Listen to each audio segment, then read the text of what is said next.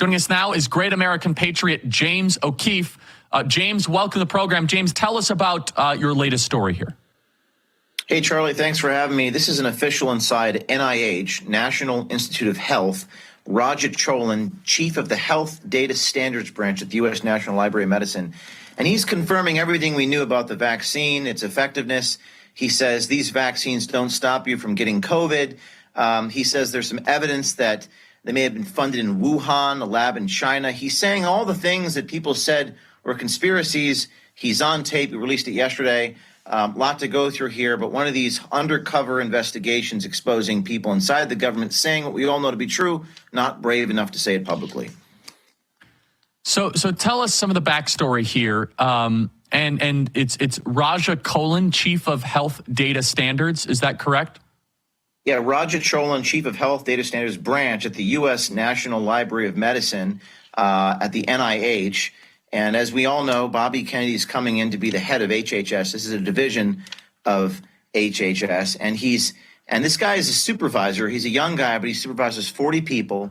And he says that Pfizer and Moderna were just getting a bunch of money from this. They were expediting approvals. He also says in this videotape, Charlie, that there's going to be no accountability. He's almost bragging that nothing is going to happen to him or the people within this branch of the government because they, quote, fly under the radar, which I find interesting. That's really, we're in the season of accountability, and a lot of people want accountability. So he's saying all these things that were considered conspiracy theories a few years ago. He's confirming the vaccine isn't effective. He didn't get it. And he's taken down his LinkedIn page. They always take down their LinkedIn pages. I'm confused why he did that. He should be proud and stand behind his words. Okay, let's go one by one here. This is Raja Cholin, chief of Health Data Standards, saying that NIH might have funded the Wuhan lab to make COVID. Play cut 30. What do you think about the NIH now that you were working there? Probably shouldn't be saying this out loud. They might have funded a lab in Wuhan, China to make COVID. And Pfizer and Moderna are just getting a bunch of money from it, from all these vaccine mandates. James, explain more on this clip. Well, he's saying that it increases your risk of heart conditions, including myocarditis in the tape. He says, I'm close enough to 30 where I don't want to have a heart attack. And he says, I quote, I probably shouldn't be saying this out loud. And I interviewed Dr. Robert Malone about this. And a few years ago, you would be considered a conspiracy theorist for saying all these things. Now it's mainstream, including within people in National Institute of Health, including at the chief of the Health Data Standards Branch.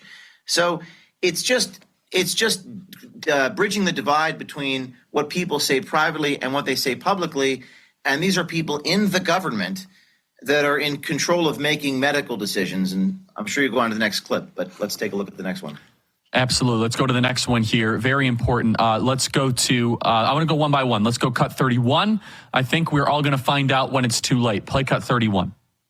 For other vaccines, like measles or whatever, you have to go through several rounds of approval, but these were accelerated through the approvals. Do you think that the mRNA stuff is safe? It's really effective people with the myocarditis stuff? But I think we're all going to learn when it's too late. What does he mean? Learn what when it's too late, James? We're all going to learn learn about the doubts about the vaccine's effectiveness. We're going to learn about the supposed myocarditis effects, quote, when it's too late. They had to rush all this stuff through. And again, you were considered a conspiracy theorist. You were banned from social media platforms, myself included, banned from Twitter at the time for saying what the guy inside the National Institute of Health is now saying. And none of this is surprising to any of your audience, but it is confirming, as you know, at O'Keefe Media, we confirm suspicions. At Project Veritas, we confirm suspicions. YouTube took down our big story on Pfizer almost 2 years ago for saying this, almost the same thing. Don't say this out loud. Don't get me on tape saying this. We're going to learn about this stuff when it's too late. Maybe you go to the next clip now. Yeah, I mean, is there any chance that he actually kind of agreed with us, or was he kind of a duplicitous actor? Tell before we proceed, James. Yeah, I think that's a really interesting question. As I was producing this story, I could not tell whether he was evil or weak or good or just a buffoon. even so, let's say he's just a buffoon. Well, then why does the federal government hire buffoons to be their chief of health data standards? It's like, whatever it is, it's bad. I think the question is whether he's a villain. I think the Pfizer official that we caught 2 years ago is extremely villainous. I don't see this guy that way. I think he's kind of a common sense dude who's a young guy in over his head in the government. He knows a lot about health, not a lot about the government and about management. And he basically says what anyone on the street would say, which is that this is all about money, making money from Moderna, and it's being rushed through the approvals. It was wrong to do that, and we're going to learn about the effects when it's too late. Okay, let's proceed here. Let's go to cut 32. This is important. The 6 feet rule was just made up. Cut 32. Like the 6 foot rule, remember that? Like that wasn't like based on any real evidence that did anything. It was completely made up. It was completely made up. Is that right? Well, that's what the quote, the chief of the health data standards branch inside the National Institute of Health now says. That's not a Charlie Kirk quote. That's not a Bobby Kennedy quote. That's not a Trump quote. That's a National Institute of Health quote that we made it all up. What a shocking admission. I think the question your audience is going to be saying here is, what is going to happen to these people? Well, I don't know. I don't know what to tell you about that, but I can tell you that this is the truth. This is the reality, and it's not shocking, but it's confirming. Let's continue on the cut sheet here. Next is cut 33, saying it will be worse for NIH if Trump is elected, better for them if a Democrat is in office. Play cut 33. What do you think? Happy with Steve being reelected too? I think it would be worse for the NIH. I think it would be better for a Democrat to be in office. We sometimes fly under the radar of like the really street guys. That's interesting. What does he mean by that, James? Yeah, I think it means that they know they won't be held accountable, that they don't expect any, and this is now we're really getting to the heart of the issue. And this is more of, Charlie, what kind of, I think you're more of a specialist in this sort of thing than even I am, because I just believe in bringing the information to the people, letting the government do what they will, letting the people take advocacy and measures to change things. But he's basically saying in so many words, nothing's going to happen to me.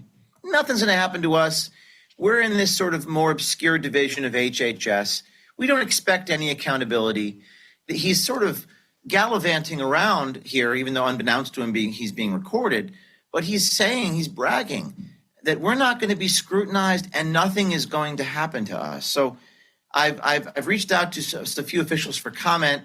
They have not responded to me, and I think now it's up to the American people and to Donald Trump and to the people that he delegates this to make sure that perhaps something does happen to these people for doing these heinous things. And now the kicker, the most important piece of tape, cut 34. He admits and he has not and will not get the latest COVID shots because it increases risk of heart conditions. Now, he might actually be sympathetic with our view on this, James. The question I really wonder, though, how many people within our government believe this? We were censored and kicked off social media platforms. Is this the best kept secret within NIH right now? Play cut 34. Well, probably shouldn't be like saying this out loud. I haven't gotten the latest COVID shots and I'm not going to. There's mixed evidence about if it really does anything. For people that are like 30 or under, it really increases your risk for like heart conditions. The data does show that. I don't even know if these vaccines stop you from getting COVID. They don't. Really? I don't think so. Like, it's supposed to make you less sick if you get it. I don't know if it really prevents the transmission of it. I mean, I don't think he's a buffoon. I think he actually is onto something. Well, I think he knows a lot about health. I think I think the fact that you have leaders in the government that believe these things, and he says the data proves it, he makes sure to add that, but they're not willing to say it under oath. They're not willing to say it on CNN. It is kind of evil, isn't it? And he is onto something. So, I mean, I think the fact that he also says, I'm not supposed to be saying this out loud, I would ask him, why not? Why don't you want to say this out loud? So he's certainly a weak, cowardly man, if he's not evil, to not stand for the truth. But the truth always comes out, doesn't it, Charlie? Sunlight is the best disinfectant, and they scatter like cockroaches. He's taken down his LinkedIn page. I'm going to try to track him down in person. But the question I have is, what is going to happen to the people in the NIH here What is Kennedy going to do? What is Trump going to do to reform the system?